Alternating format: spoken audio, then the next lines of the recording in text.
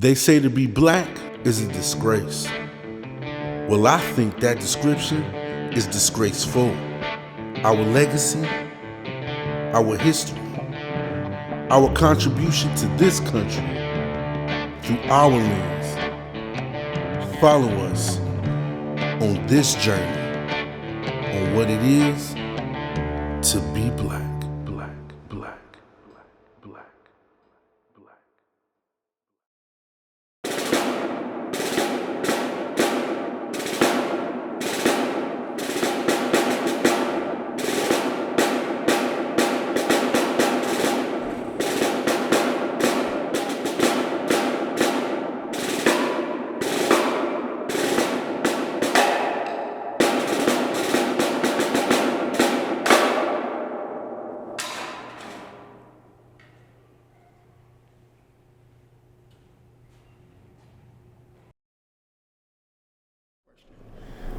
What it means to me to be black is to be powerful. Learning different things about yourself. Traditions and our culture, really. In America, because you have to basically demand your respect.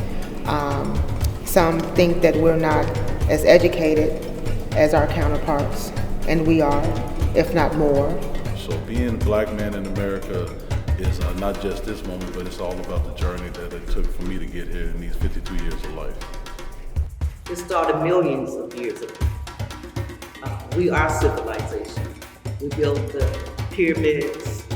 We were taken from our land. Our children was taken from us, our husbands, our language, our culture, and placed in different parts of the country. We were dropped off everywhere. So that's why we are in every part of the world there is.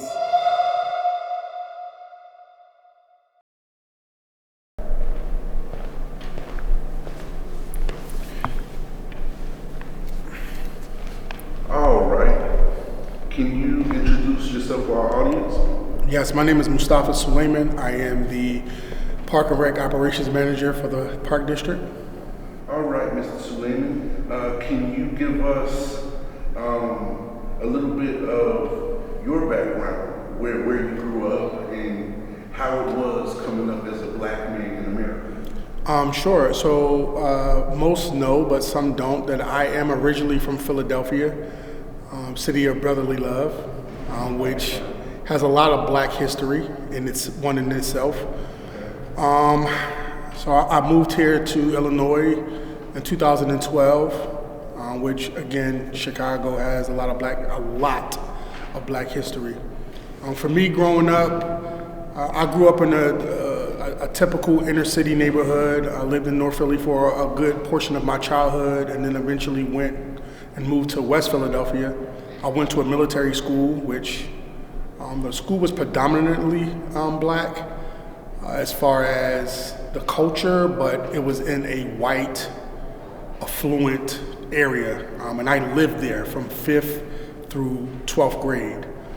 So I dealt with the typical challenges of just trying to learn myself as a young black man, and also trying to learn and understand other cultures while they're trying to learn and understand us as far as young black adults, young black children. Dealt with the typical, race baiting at times, or just racial misunderstandings. But some of my closest friends have ended up, some of my closest friends who I ended up becoming close with are white. Josh Reese, just to name one that just immediately pops in my mind. So I dealt with typical things growing up, as far as being called the N-word, of course, having to be able to understand how to handle that, and of course, handling it. Can you speak a little bit on what being a black woman in America is like? Sure. It can be a little hard being a black woman in America, because you have to basically demand your respect. Some think that we're not as educated as our counterparts, and we are, if not more. We have to just work harder to prove ourselves. We have to work harder to get the things that may come easy to other people. We have to just work just a little bit more in order to get it. It can be hard, but it's doable. We've been doing it for ages. Our ancestors did it. We're doing it now. So it's tough, but like they say, anything worth having is worth fighting over. So being a black woman is great. Well, being a black man in America, it's opportunities here for you. There's a lot of disadvantages, but it does mean a lot to be a black man, and I'm proud to be a black man. And I'm glad that I, got as far as I did by doing what I was supposed to do and the best I knew how to get where I am today, because nothing is easy out here. Yes, well, black people has came a long way, because I remember when I was a kid coming up, things was really, really tough for black people, and they didn't have that many opportunities, and most of them didn't get a chance, to go to school and get their education like the kids do today. And it just means a lot to be black and know where you come from and be proud of it, and take advantage of what you got and be proud. What black means to me is everything. When I wake up, I'm black, so it's everything. It's the strength that I think about, the beauty of blackness, the humanity, how we move, how we create, how we are strong, how we are powerful, how we are intelligent, delicious, how we're everything. You can't put us in a box. You can't seal us up. We are the beginning. It's so many colors in blackness. We are all colors. So blackness is everything to me. When I look in the mirror and see how rich the melanin in my skin is, that's blackness. When I look around and see all the different faces that represent blackness, that's blackness. Yes, ma'am. And black is blessed. Black is resist. That's the word I'm gonna mess up it. Resilient. Black is beautiful. To me, it's strong. It's powerful. So, first I would like to acknowledge that I was born and raised in Inglewood, California. I transitioned to the state of Illinois in 1995. So my upbringing was just like a traditional black family that grew up in the inner city, impoverished, poor, underserved, disadvantaged community. As I got older, I knew that my way out of that community was through education. So I went to a school that was not in my community. I went to school to another community, and it would take me about 30, 45 minutes on the bus to get to school. But that's where I really found my true blackness, on where and how I fit into communities at large, whether it was in the community that raised me or the community where I got my high school education from. From there, I went to college. I was one of the first of my siblings to go to college, and that was a humbling experience because I went to an all-white college. There was only 5 blacks on the campus, but it taught me how to own who I am as a person, because I knew the community that had raised me was much bigger than what I was given opportunities for. So being able to transition to a young, educated black woman, and now to be the mayor of a whole town, which I would have never imagined in my wildest dreams that this would be happening. But because of the shoulders that I stand on from my ancestors, I know the opportunities are there for all those that's behind me. Yes, so for an example, working at a job called Factor 8, basically it was only 2 black people in there. And when it came down to us trying to communicate to each other, it wasn't working because everyone that was Spanish. Later on, everybody that was black got terminated just for being black. Different positions, we see that our brothers and sisters, when it comes to getting jobs and stuff like that, we have to actually put our heart and mind and soul into it, because somebody else could be right there taking that pay for way less, taking the jobs from us. Mr. London, can you give us some influential brothers and sisters that may have influenced you coming up as a youngster? Being influenced, I start with my parents, my mother and father. They're strong individuals who, grew up amongst those times, with the boycotts and riots moving up here from the South. My dad is from Vicksburg, Mississippi, and my mother is from Birmingham, Alabama, so they were right in the trenches. And so they brought those hardcore values back here to Chicago, and they raised me that way. So those would be my first two, and then, I was into sports. So you look at people like Muhammad Ali and Michael Jordan, to just name a few, some of the greats just inspired me to, take on that athletic role and try. All right, Ms. Duncan, can you tell us how the community has evolved or how times have changed from the 60s to now? You know what, brother? What bothers me is that I have always said integration was the worst thing that could have happened to us. I believe that at one time in our lives we had what we needed. Black Wall Street proved that.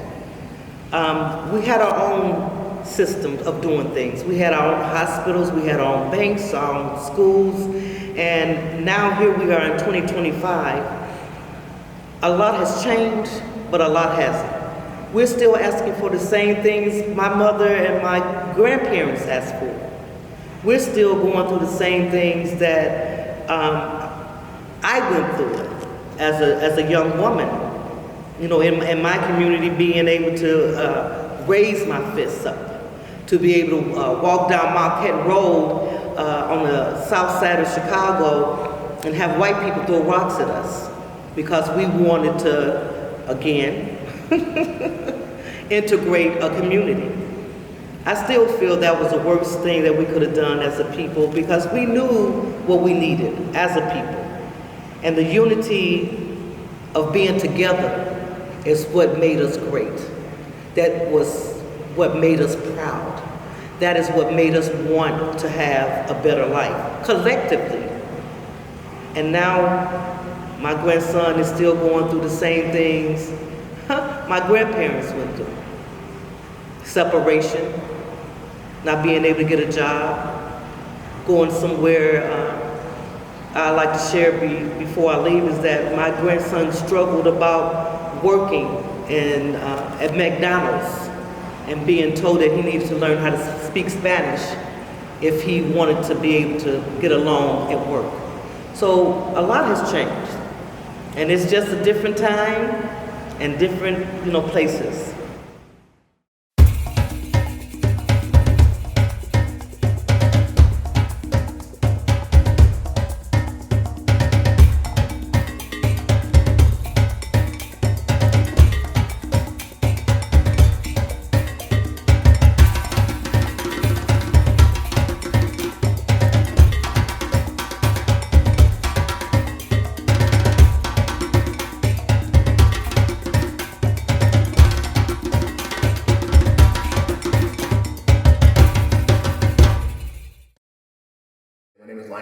Jr. I'm an associate professor of history and Africana studies at Chicago State University. I'm also a life member and board member of the Association for the Study of African American Life and History, which was an organization founded by Dr. Carter G. Woodson in 1915 to preserve, promote, and publish the history of African Americans in this country. All right, Mr. Kimball. What are some methods and practices of slavery in the U.S., and how did it differ from other countries? I think that's a really interesting question because if we think about the history of enslavement throughout human history, I think we see a lot of different ways in which it manifested. So let's start, for example, looking at slavery in Africa, right? And I think one thing we don't talk enough about was Black slavery on the continent. But when we think about the institution, it was very different than that we see in the New World, right? I think Black slaves on the continent was often, they came in several different ways. They were prisoners of war. They were used to pay off debt. They were sometimes found themselves enslaved on a very temporary basis.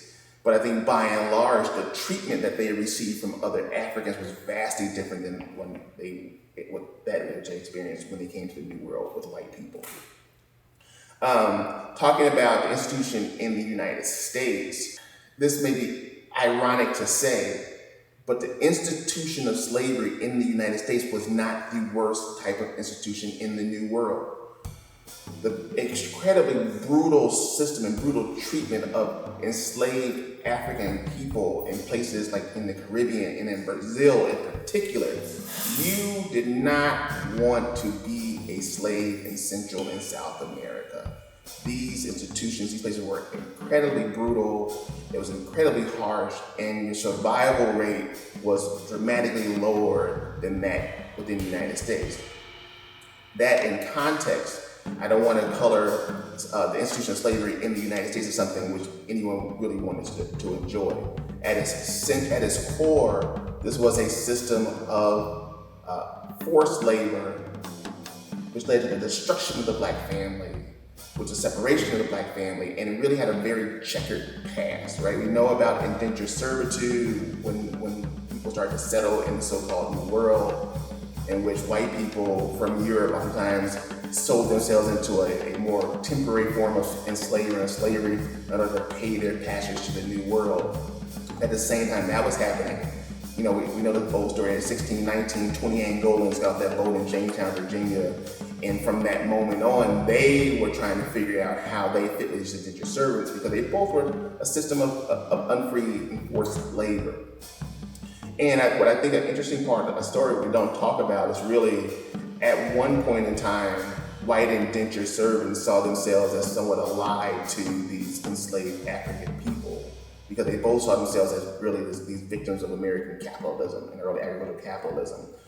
And at one point, there was this opportunity where Black people and poor whites came together to take part in what we call Bacon's Rebellion, right? In which both of these groups tried to overthrow this oppressive labor market. But what happens after the failure of Bacon's Rebellion, white people started to see themselves and started to talk about these ideas of what whiteness meant as a way to divide poor whites with these enslaved Africans, right? So what does that do in the long run? It creates this alliance between the planter class, those who owned the land and owned over a majority of slaves, and poor white people, leaving these African people, these enslaved Africans, isolated and by themselves. So what this does is that oftentimes these efforts for poor whites to align themselves with rich white people, they found themselves oppressing Africans and enslaved African peoples throughout the United States. So what we find is that it provides these spaces for working class and poor whites to enter into the slave economy by working oftentimes as slave catchers, slave breakers, overseers, and the like. To talk about the day-to-day life of a slave, I think the best way to think about it is they work from sunup to sundown, right? Especially when you're engaged in agricultural work.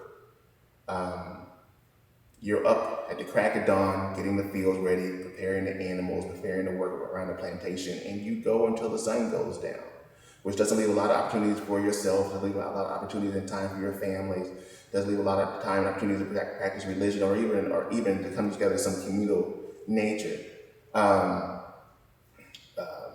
The system was enforced through punishment, often physical punishment, sexual assault, beatings, berating of people. Some of the extreme cases of punishment is selling one's children or one's family up the river or down the river, depending on where you were. Just to put that in context, you never wanted to go downriver. And what I mean by downriver, so if you were held in bondage in say someplace like Memphis or around Memphis, and part of this punishment, your owner decided to sell your children downriver to places like Arkansas, Mississippi, or Louisiana, literally down the Mississippi River, you'd probably never see him again. And no, that was really the nuclear option. No one wanted that to happen. And part of this punishment, part of this experience is that you live with the reality of being separated from your children, separated from your parents, separated from your husbands or your wives, right? And that was really that process. I don't think any one of us can really understand what that meant. But I think that in thinking about history and talking about slavery, I think the end of the story, I think, is one that we really need to focus on a lot. And I think putting it in context of the Black family, I think part of the story we talk about and the issues we talk about is really how the destruction of the Black family, right? And we get that in the 1960s and 70s, and I'm like, but I think a story I want to tell and I want to just remind people of is just the resilience of Black people after the institution was over. We hear countless stories of Black people trying to reconstitute their families. During the Civil War, for example, it wasn't uncommon for entire plantations to pack up and run away from the approaching Union Army. So what does that mean on a day-to-day? If I'm an enslaved Black man on one plantation and my wife and children are enslaved on another plantation, right? If her plantation owner decides to pack up and leave, my children go miles and miles away. My wife goes miles and miles away from me. So it's incumbent upon me to try to, when I want to reconstitute my family, when slavery ends, to go find them. And that was a very common practice that people would leave their plantations, leave the places where they're living, and go out and try to find their families, get legally married, and make their children legitimate. And we get the practice of jumping the broom, and changing one's last name. That's why there's so many people, Freemans and Lincolns and Washingtons in Black communities, because they would change their names from the names of their oppressors to names of their own choosing. So thinking about slavery and the aftermath of slavery and the practice of slavery is, we have Black people trying to control their labor. They try to control, where and when they work. They try to control their families, and they try to make sense of what freedom meant. And for so many years they didn't have the opportunity. To some degree, we're still trying to figure that out. Thank you for that. As a port city, what was the role New Orleans specifically played in the international slave trade, and how did it differ from other southern states? So New Orleans was a really interesting case, because if we think about who owned New Orleans, the French was largely in control of that territory, until 1802 with the Louisiana Purchase. In thinking about how the British and the French occupied North America, the stories are night and day. The British generally had a more antagonistic relationship with both indigenous people and African peoples in this country. The French, on the other hand, for whatever reason, right, were more willing to negotiate these relationships between white people, Black people, and indigenous people. New Orleans was a Creole city. If you go there, you'll see these really distinct patterns and experiences of the blending of these three cultures. I think in some history, what you refer to like black, white, and red cultures in New Orleans. There's a larger community of Creole people, biracial, multiracial people in New Orleans, which really, how do I want to put this? Really highlights these color class dimensions that we still are coming to grips with within the Black community, where lighter skinned Black people are oftentimes treated better than darker skinned Black people, and we see that there, and it kind of shaped the slave experience in New Orleans. We see as an urban setting, New Orleans itself. What we find is we talk about slavery, and slavery existed both in agricultural spaces and urban spaces. Let's just put that out there.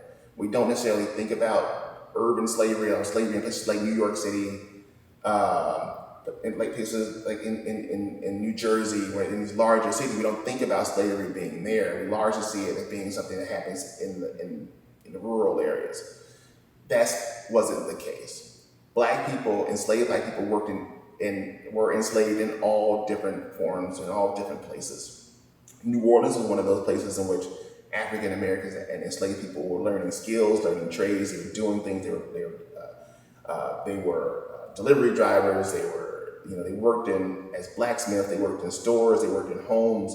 So, I mean, New Orleans as a place was really this place where you see this mixture of cultures, this creolization of people, but really it's a different type of slave system, urban slavery.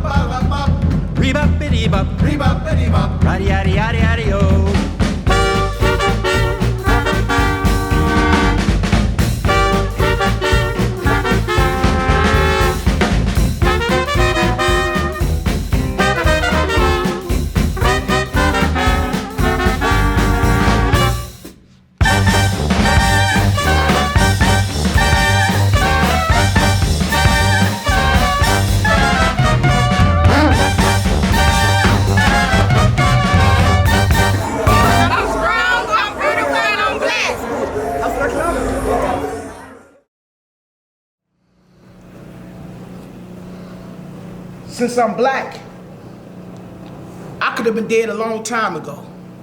But thanks to God, I got some life in me. But the minute I turn my back, some of my own blacks want to stick a knife in me. We the same color, brother, teeth and bone, the only thing I own that's white in me. And since I'm a son of God, I guess that mean I got a whole lot of Christ in me. But wait, that still don't mean everything right in me. Yeah, I got some wrong in me, a few things that don't belong in me, but what's gonna stand out tonight is what I keep strong in me. And what helps that success, see, I've been blessed with some word in me. But back in the day when I was growing up, I used to think I had to drink, I had some herb in me. I got some hood, some project, and a little bit of suburb in me. But to see it, all you gotta do is strike the right nerve in me. And what's in me gonna come out no matter how deep it's rooted in me. But be careful, devil, cause see, God, my parents, and the streets is what put it in me. So if I get closer to God, then God gonna come out in me. If I keep listening to my mom and dad, then my parents gonna come out in me. If I kept hanging in them streets, then the streets would have came out in me. So I guess it's safe to say if I take a trip to see my mama when she was in ATL, oh well, you may see some dirty South in me. I got some of my mom and my dad in me, some good and a little bad in me. I'm presently looking to a brighter future, but I still got a dark past in me, still got some love in me. They say it look like I still got some thug in me. Bleed like you bleed, brother, got the same blood in me, but I had put in work and did so much dirt in them streets, it turned the mud in me. See, I got some old and some new in me. Some of my Uncle Stacy and my Aunt Sue in me. Got things going crazy, sometimes don't know what to do in me. But if I stay on the path God showed me, all the world gonna see is what I keep true in me. See, I got some hurt and some pain in me. Some crazy and some sane in me. I grew up around pimps, players, and PlayStations, so ain't no erasing the game in me. Cause I got a whole lot of ideas in me, a whole lot of stored up tears in me. And poetry is my way of crying out to my beautiful black people, cause I can't let the pain live no more years in me. I got some Malcolm, some Martin, and Rosa Parks in me, some Emmett Till, Rodney King, Lenore Clark in me, cause I'd have been shot, beat, had to take the back seat to a lot of things in this world, so their lives play a major part in me. I got some counselor, some confidence, some teacher in me, some fighter, some father, some good preacher in me, because I get to rattle off at the time sometimes and feel like I got a whole nother creature in me. But now, I don't fear it in me, because I know now it's the spirit in me. And if y'all paying close enough attention today, you might see it or even hear it in me. Because every day when I awake, I swear I can feel it in me. Because my soul gets to turning and burning like I got grandma's hot skillet in me. That's why the enemy trying so hard to kill it in me. But now that I got it, is staying in me. Even though I got a few things that ain't obeying in me, I ain't scared to tell the whole world. I keep some praying in me. And I pray every single day, hoping to even the odds in me, so things in the evil world won't ever seem so hard in me. And as a black man in this world, I got the best thing going. I got God in me.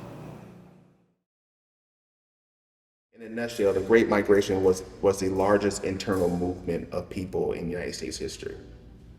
The way we think about it occurred in really two major waves. The first wave was around World War I, March of 1915, and the second one occurred in the late Depression into the period of World War II.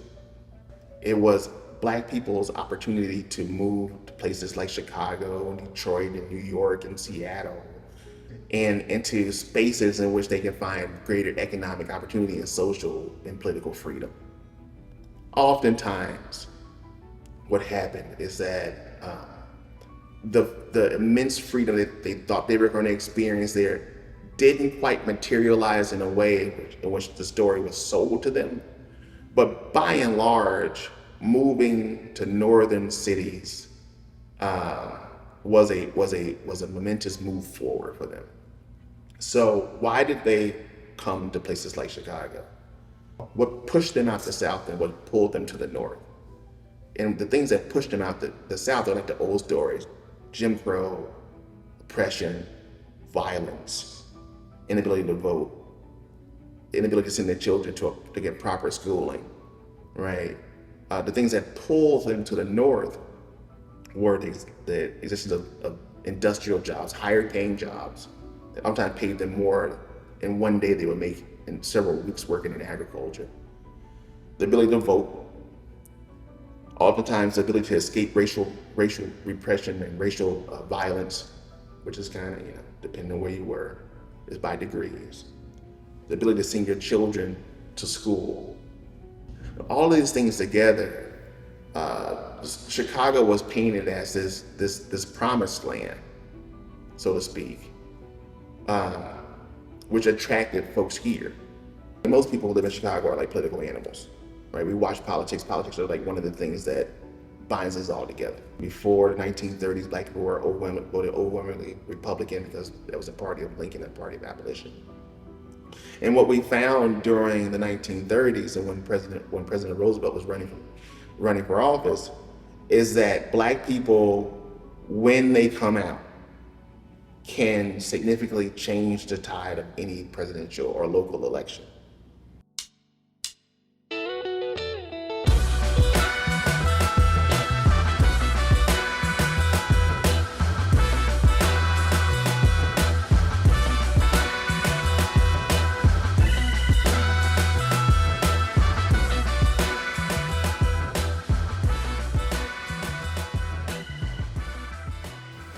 All right. Can you introduce who you are for us? I'm Chairman Dr. Fred Hampton Jr., International Chairman of the Black Panther Party Cubs. My beginning, in fact, ironically, I spoke this morning at a graduation commencement. I said the school I spoke at was approximately 2 blocks away from where my father, Chairman Fred Hampton, along with Defense Head Lamar Clark, was assassinated at. I'm going to give you a brief assessment of my beginnings, because I think it's imperative for myself and anyone else. When we talk about where we come from, try to go back, give like a lineage of it. But I said something to the fact that my birth certificate was almost my death certificate, and I'm speaking of the fact that I was born 25 days after what we refer to as the massacre on my road, the day in which 2 of our twin towers, quote unquote, fell. One of the days of terrorism that Black people in particular are subjected to, the day in which 21-year-old Chairman Fred and Defense Captain Lamar Clark were assassinated on the west side of Chicago. Chairman Fred's then wife, now widow, and his comrade, Akua and Jerry, formerly known as Deborah Johnson, who was also my mother-to-be, was approximately 8.5 months pregnant at the time of this, and she felt the shells come through the mattress, and she covered down over Deputy Chairman Fred Hampton. And when the police pulled her out of the room, they opened up her robe and they placed the Chicago police revolver to her pregnant belly and said something to the fact that you better not run. We have a pregnant broad here, you better not run. And I speak about, I say the first prenatal care that I received, as opposed to a doctor's stethoscope, was the Chicago Police Department's revolver. That was the first piece of steel I ever came into contact with. So this happened December 4th, and I was born December 29th. I also was in jail. I was along with my mother. They took her and other survivors, and they placed them in jail. So I was in jail before I got here. That was my first contact with the American judicial system.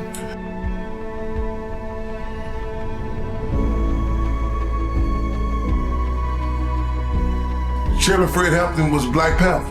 You know, I believe that was, I think it's how they say in church, what's your calling? What do you think is your calling? I think that was his calling. You know, I've heard war stories and love stories about, you know, different things that Chairman Fred did before he was Chairman Fred. You know, as a child, you know, recognizing contradictions, even before he probably was able to assess and define what the word contradictions meant. Situations such as seeing that there was no swimming pool facility for Black children at the age of 12 and going and addressing it, not just seeing it, but addressing it. You know, getting 2 or 3 other of his classmates to go up and protest that issue.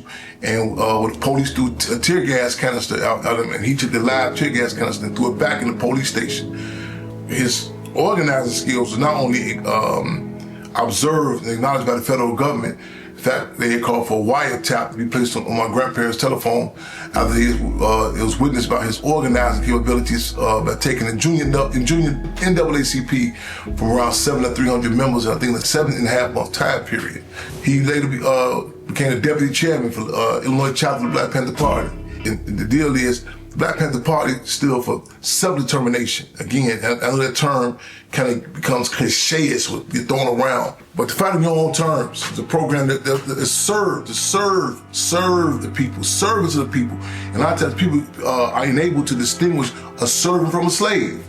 But the Black Panther Party, they took that seriously into the programs, the survival programs that Minister UEP articulated and assessed as like a survival raft. He said, we talk about revolution, the most important ingredient in revolution is the people. They must be alive. So how do we have to keep them alive in the process? This is not the end result, but the free breakfast programs that was implemented by the Black Panther Party, the free medical centers, the free busing programs, these programs were imperative to get the people involved in the fight for their own self-determination. You've seen an extraordinary example is what Lenin said, takes people 20 years to learn in ordinary times, they can learn in 2 years in revolutionary times. The day after Chairman Fred Defense Commander Mark Clark was assassinated, they vividly remember, these are grown men, they vividly remember law enforcement coming through Maywood in particular, pulling out men and little boys in front of their sisters and their mothers and saying there would never be another Chairman Fred, ever.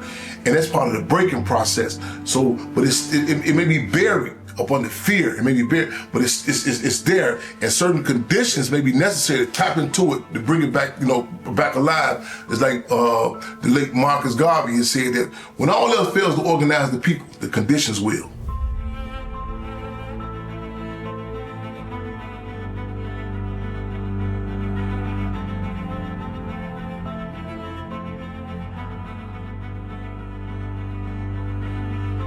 Okay, we on the northeast corner of Madison, California, the west side of Chicago. We are the area which is we refer to as the wall. This mural, powerful piece of people's propaganda. This actually was done in 2020. It was actually done the day before the annual Chairman Fred Streets Party for his birthday, August 30th, 2020. And artists, they drove from New York, Rebel Diaz and Mother Force, they drove from New York to do this. This is the second mural. The first one was done in 2010. They had Chairman Fred up in, and the initial mural was done in response to the 2004 campaign led by the Black Panther Party Cubs to have the street in which Chairman Fred and Defense Commander Mark Clark were assassinated on named in their honor. There was, again, 2004, in which the Fraternal Police, and it was a big uproar. They challenged it, and the street it didn't pass through. We had most deaf. So people from all over the world, Pan Africa, so many folks coming to support that. So that didn't pass, so our response was to get the initial mural. And so again, that was 2010. We redid it 2020. As you see, we're going to call now to redo it again because the weather conditions are intense. But it's a staple in the community. People come down here, I mean, from all walks of life. It's a conversation piece. You come in, you know what I'm saying? It's sparked so many conversations from people, again, from all walks of life, and it's strategically placed too. Because, like, you know, Chicago still remains one of the top segregated cities in the country. So it's a main line, you know what I'm saying, a very respected communities, not only the Black community, the Puerto Rican community, the Mexicano community. So this isn't a Black community, but however, you know what I'm saying, it's main streets that, you know what I'm saying, different respected communities that come through the city wall.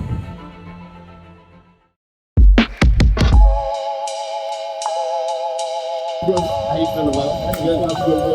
Yeah, for real though. This will make things unique. Look, nah, for real talk. This is my office right here. You see what I'm saying? This will make this was. I was talking to some other thing. I was distinguishing this from Black Lives Matter, and she said, I said, ain't nothing against it. This one distinguishes the, you know what I'm saying? This is my office right here. This is my desk right there. Real talk. You know what I'm saying? My secretary of the President of the community keep us both right on stand. My headquarters. You hear me say, Charlie, you know, Deputy Chairman Fred, he's the Deputy Chairman for the state of Illinois, the Black Panther Party. The National Chairman was Chairman Bobby Seale, National Minister of Defense, or later becoming international, because Black Panther Party ended up going international, so it broke down. That's the Defense UEP New, Minister UEP New. This right here, where we at now, this used to be, you look at like the scene in the movie Judas and Black Messiah when the police shooting at the headquarters. You seen the movie? This where the headquarters was at right here. Right here. This the scene where it was at. This is the headquarters from Illinois chapter. This is the largest chapter of Black Panther Party. Right, this is the base right here. Yeah, people in Brazil, everybody talking about this here. You know what I'm saying? It's a crime that people don't say. This is the largest chapter of the Black Panther Party right here. This is the base is at right here. Around, I think 1990. Hey, brother, what up, Black man? How you feel, brother? Everything okay? Yes, sir. Good to see you, brother. Yeah, you too. Right on, brother. Right on, pal. August 30th, we're doing Chairman Fred's birthday. Right on. Watch the people's faces when you say Chairman Fred. Watch them, you know what I'm saying? Let's the older cats. You know what I'm saying? The impact. See, you said the Black Panther Party suffered a military defeat, but ideologically it won. This was, when I talk about this, I'm not talking about this subjectively. You don't hear me talking about, well, the police killed my daddy. U.S. government assassinated Chairman Fred. You know what I'm saying? The assassination of Lamar Clark. That was a hell of a blow to our people. A brother who was locked up in the juvenile told me, he said, man, Chairman, when I got locked up, he said, he got locked up in 1969, he got back out in mid-1970. He said he didn't believe it was the same neighborhood, the type of drugs they flooded through here. You know what I'm saying? After there was a military, there was a strategic hit. When I say strategic hit, you hear about, like in Yemen, how the U.S. send these missiles and they can go through different people, they hit their target, they hit who they want to hit. You know what I'm saying? And it was a major blow to our movements, man. J. Edgar Hoover, the former director of the FBI, J. Edgar Hoover said the Black Panther Party had to be destroyed by the end of 1969. You know what I'm saying? So there were strategic hits. They flooded West Oakland, they flooded the west side of Chicago. The particular place where the Black Panther Party was at, they flooded it with dope. You know what I'm saying? You gotta get the people, the response, and that's how you tell certain things, that's how you balance it out. The last week, I've had some of the most informative educational conversations with people I've had for a long period of time. Because right now, you're dealing with a time when the emperor has no clothes on. And so you're getting the raw reality about how America operates.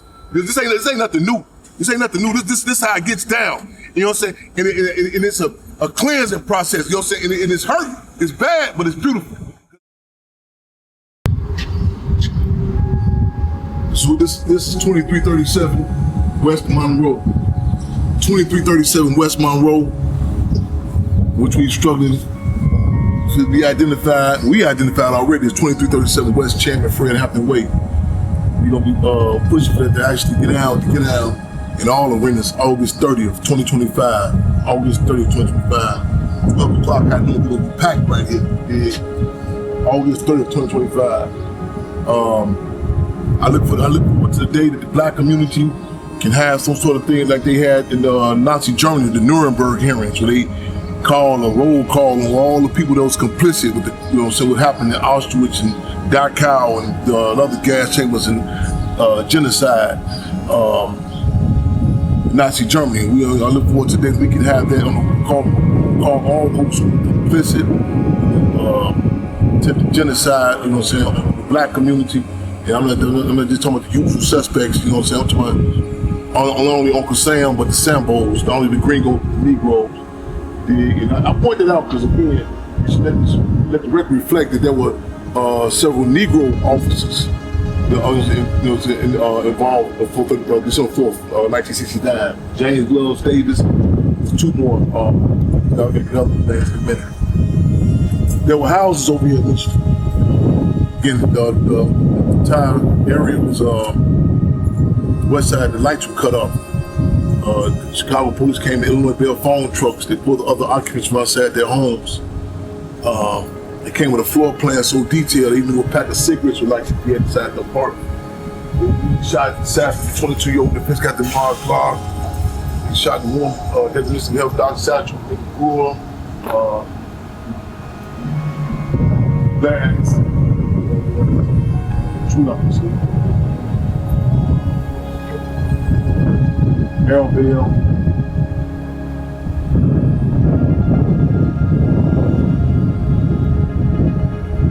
Chinatown, Brenda Harris. You know,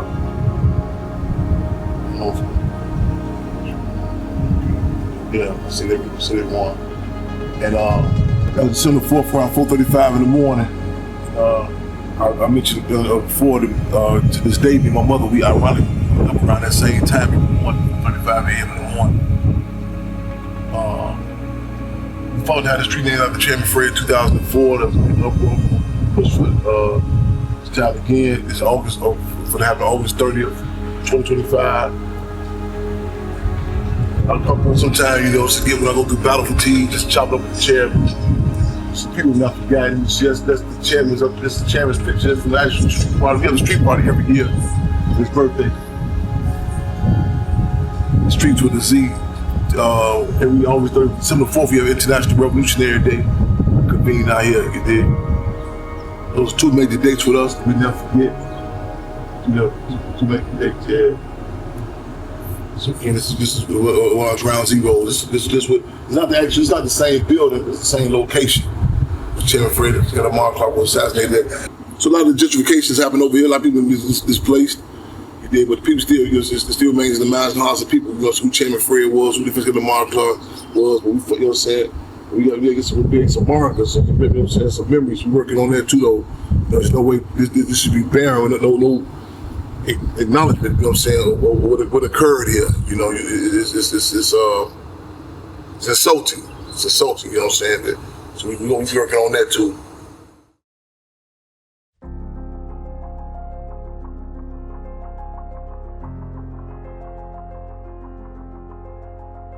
My name is Drina Lanier. I am a native of Maywood, third generation. I am a business owner. I am a mother, a daughter, a wife. Being Black means ingenuity. It means creative. It means resilience. It means power. They say that we were slaves, but in actuality, we were enslaved. That's a difference. They teach you that your existence started as a slave. They don't teach you about the richness of our culture, about where we come from, or where we came from. We were kings, we were queens. They don't teach you that they brought the greatest of the greatest over here. They didn't just bring anybody. They brought ingenuity. They brought people who could think. They brought doctors. They brought lawyers. They brought people to America. When you speak about they use song and art to get through certain things, you know, things. Art and song and art is spiritual. It's all about the spirit. They were able to connect with the song. Songs uplift you, you know. They also were able to, they would make patterns in their braids to show you how to escape, what roads to take to get to, you know, to the east or to the west, or which you know, braids, patterns in your head, you know. Even during the Reconstruction era, when we were freed, We built our own towns. We built our own communities. We built Black Wall Street.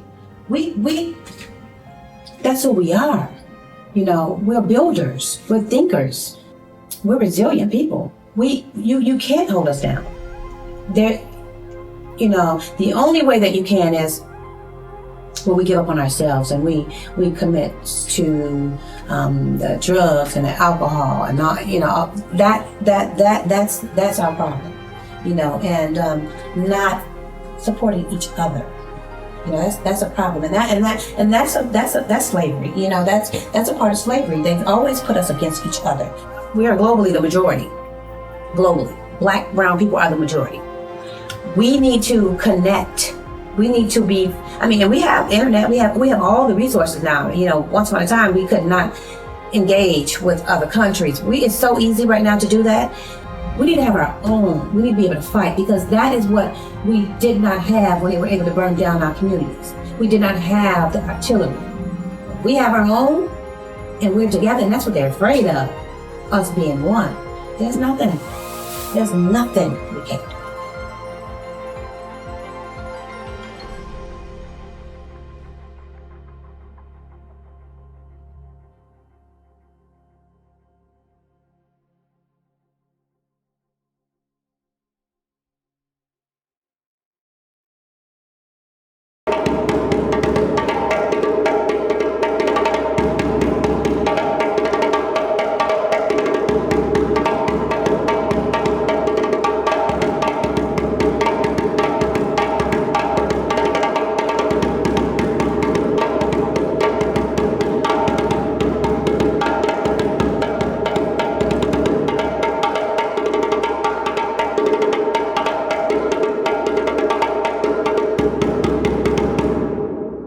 Juneteenth is probably one of the most significant holidays that we've talked about in the past 25 years.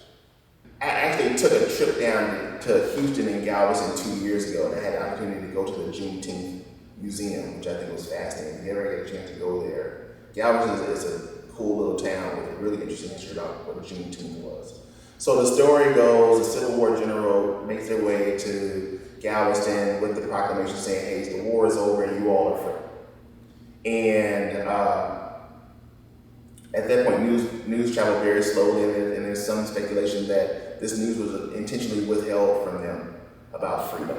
I think if there's this constant state of fear, then it's really hard to believe that we're free. So I think how we practice Juneteenth is showing up in ways that actually make us feel free, which is why, you know, there's the marching, there's the Juneteenth parties, there's kind of this instance to gather, because those spaces feel genuinely safe and represent what we want our spirits to look like and what we want our spirits to be, and also represent kind of what we want society to realize of us, and that these aren't, you know, animalistic like rituals, that these are very humane. These are very like delicate rituals. These are also very much so kind of paths of salvation for us. And I think because we show up like that, we kind of are able to define what we want our freedom to look like. And so I think in the way that we practice Juneteenth can be a sense of freedom. It shows how willing people are to truly stand in who they are, stand with their communities, and really begin to cultivate something new. And I think often people who migrate to Chicago have the aim to do that through their work, between artists, between activists, scholars, educators, right? Like all of these folk, majority who really value the Black experience, came here with the intent to change culture, to uplift youth, to really provide an essence of diplomacy outside of maybe not initially having it. it was difficult. I think when folks got here, again, we talk about the stereotype of Chicago, a place like Chicago being the promised land. But I think what we don't talk about is, we call it Jim Crow North, right? Residential segregation, police brutality, economic inequalities, the inability to gain adequate mortgages, the lack of standard housing, the de-investment and disinvestment from our schools and our community. These things brought a great deal of challenges for Black folks who moved to places like Chicago. But what I find fascinating is that in spite of these challenges, we persevered. It seemed to be one of those that had to grow on individuals. Initially, there was little buy-in, but through conversation and communication and understanding about our history and why it's important, the need for it to grow became apparent.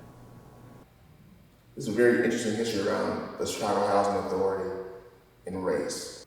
During World War II, there was this effort by the city to create housing for migrants who were coming into the city to work in war plants. At the end of the war, there were spaces being produced and created for Black veterans and other veterans who were coming back to the city to start their lives. It's a baby boom generation, so they need places to live. In the airport homes in 1947, 2 Black families moved into this housing project on the southwest side of Chicago.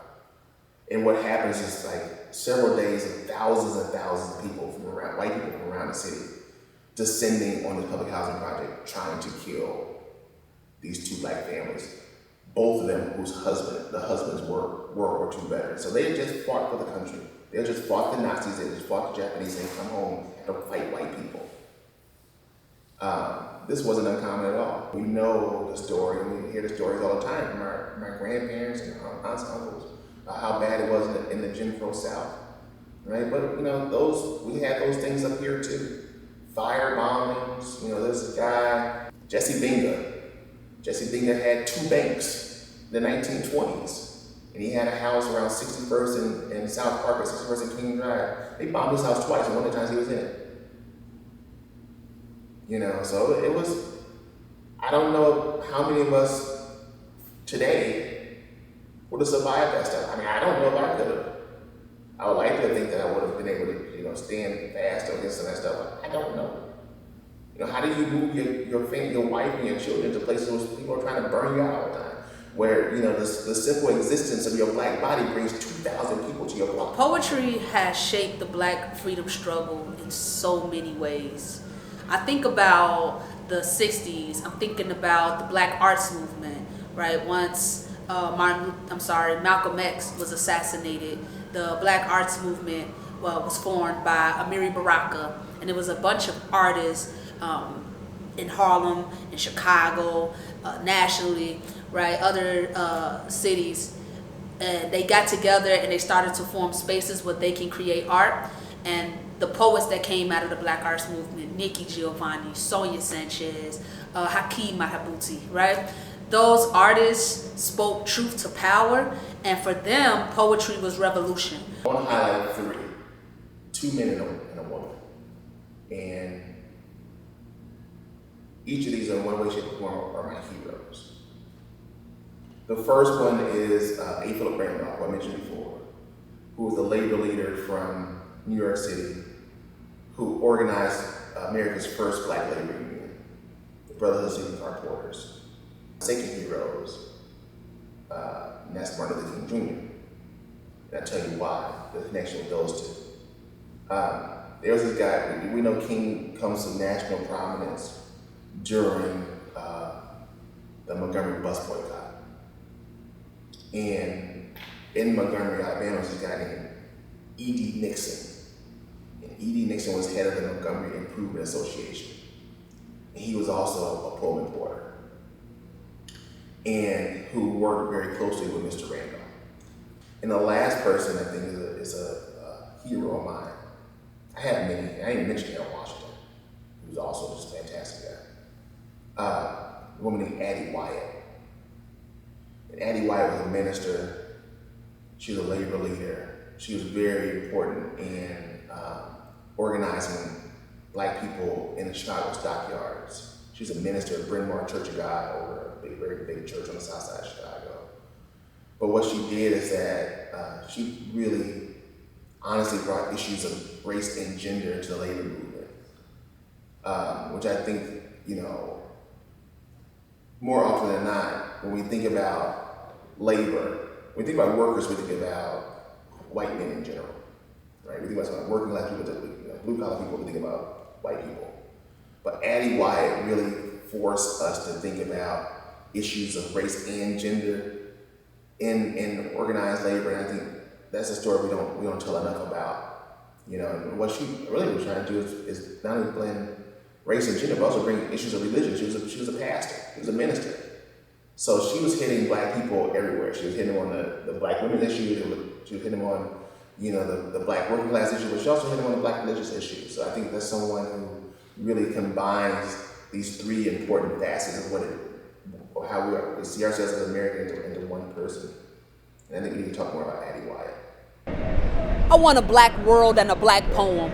Let the world be a Black poem, where Black ink scribbles itself across white space without apology, where brown pencils sketch new realities at the borders of pages, and if anybody tries to erase it, they get lead poisoning. Let this poem be a Bell Hooks essay, where we see ourselves in lowercase to overthrow capitalism. I want a poem where every line is a paintbrush and time is its canvas, and our only job is to dance with our ancestors. There are no white people in this poem. There are no police in this poem. There are no academic spaces for this poem. This be a spoken word piece, an open letter to Israeli soldiers about religious genocide in the midst of rapture, a reminder that white terrorism is white terrorism even when it's kosher.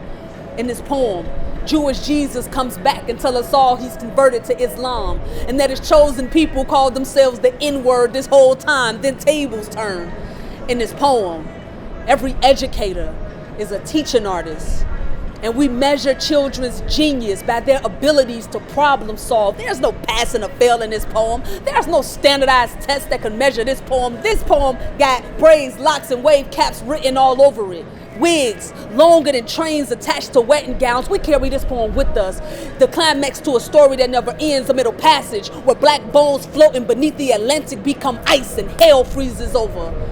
In this poem is somebody's daddy vowing to protect Black women.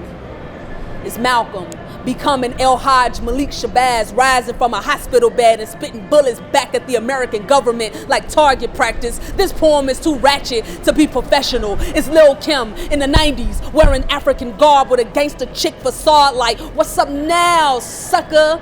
America will not like this poem, but America cannot live without this poem. Black men do not die in this poem. Black women do not die in this poem. Black children do not die in this poem. This piece lives in imagination, where everything Black is beautiful, and everything beautiful is Black, unedited and unrehearsed.